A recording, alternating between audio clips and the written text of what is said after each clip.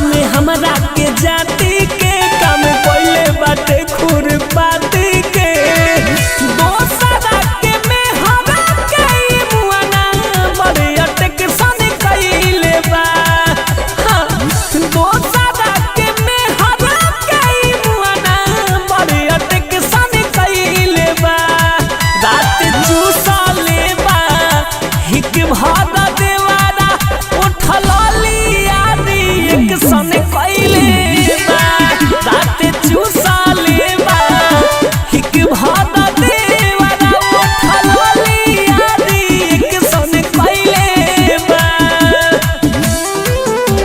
Krishna recording studio Delhi.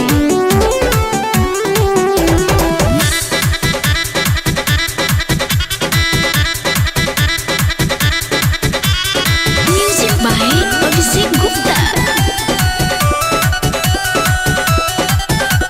हुस्न के कली लागत रही चढ़ल रहे उनके ताव आज देखी अकेला कदी हुए खेला लह गइल का दादा बड़ी तोड़ करेला ये सखी का बताइयो ओकरा बारे में हो।